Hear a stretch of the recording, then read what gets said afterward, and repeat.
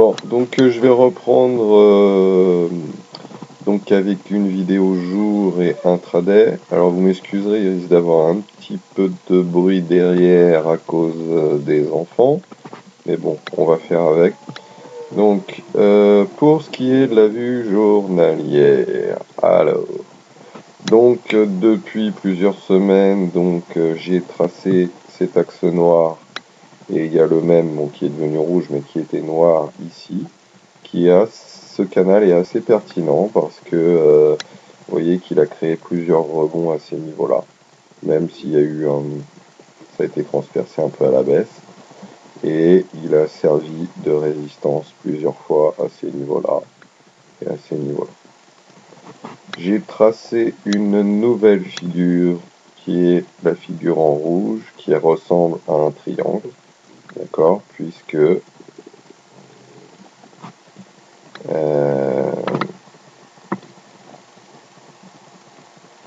voyez, ici il y a eu le contact, ici, et potentiellement nous avons passé la zone du triangle ici. Donc par rapport à ceux qui ont vu l'analyse hebdomadaire, donc je vous ai tracé le deuxième flag qui était noir sur le graphique hebdomadaire, qui donne donc avec un contact sur la MM20 hebdomadaire ici en pointillé, qui donne un objectif dans les 4000. Donc ce que je voulais vous souligner, c'est que le flag qu'il y a ici, souvent ce qu'on a, c'est des arrêts du mouvement haussier.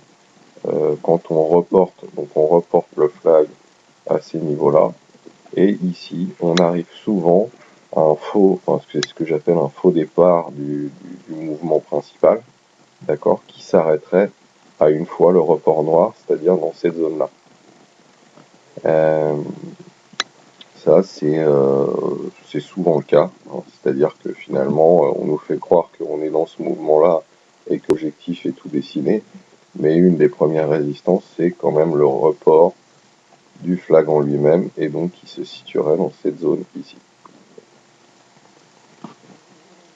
Alors la pertinence du canal rouge et noir pointillé, vous voyez que si vous tracez donc le report ici, vous arrivez aussi pratiquement en haut du canal pointillé.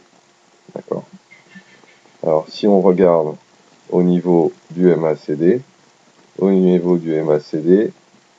voyez que donc ici, ici, ici, nous avons donc potentiellement une résistance orange qui est d'ailleurs complètement en divergence, puisque ce point-là est plus bas que ce point-là, alors que les cours montent, que ce point-là est plus bas que ce point-là, alors que les cours montent, et donc potentiellement une figure intéressante de retournement. Donc globalement, pour aller plus haut dans la hausse et atteindre ces objectifs-là, il faudra passer cet axe-là. Et si jamais le MACD se retourne ici, alors potentiellement nous aurons une réintégration dans le triangle rouge, d'accord, vers dans un premier temps la zone de la MM20 journalière. Alors, potentiellement, ce qu'il faut savoir, c'est est-ce que finalement on a cassé le triangle par le haut et que c'est un coup de bluff pour pouvoir le réintégrer, ou est-ce que finalement on l'a vraiment passé et on va continuer à passer au-dessus du triangle et donc à essayer d'atteindre la zone des 4000.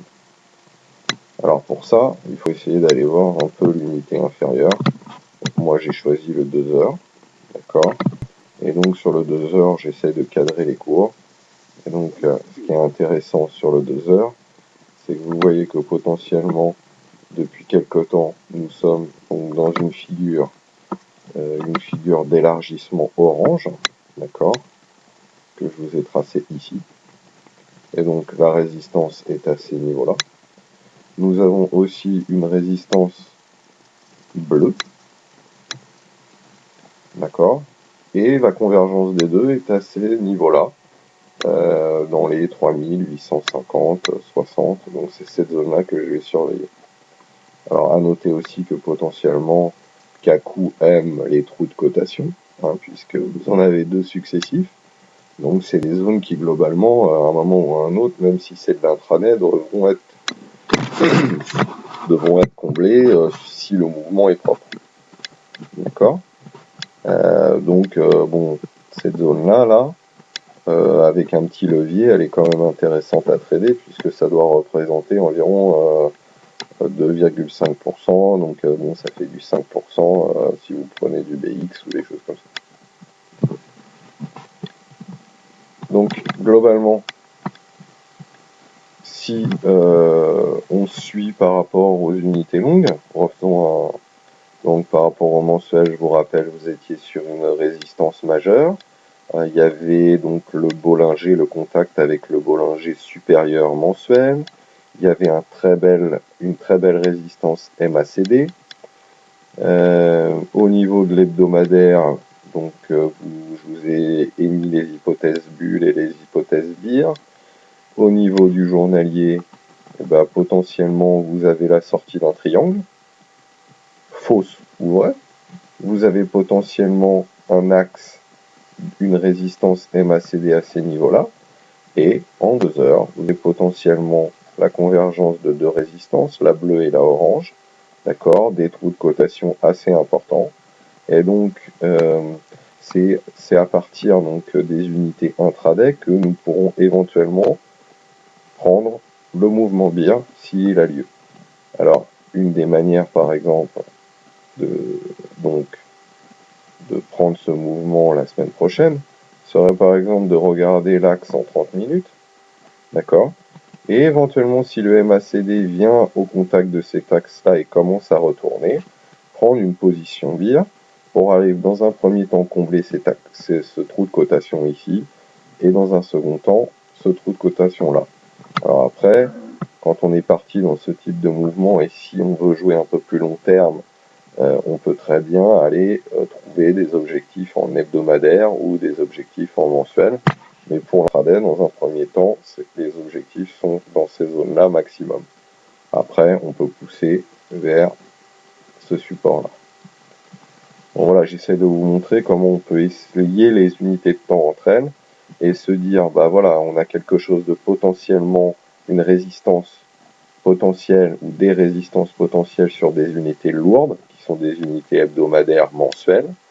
Et donc, à partir de ces résistances-là, sur des unités lourdes, on essaye de travailler et éventuellement sur des unités inférieures pour aller capter des mouvements. Bon, potentiellement, moi là, j'achèterai pas le marché, je vais plutôt essayer de le vendre s'il y a la possibilité et si tout ce que j'ai dit et si toutes les hypothèses émises restent valables. Hein, parce que bon, voilà, il faut quand même trouver un point potentiel important.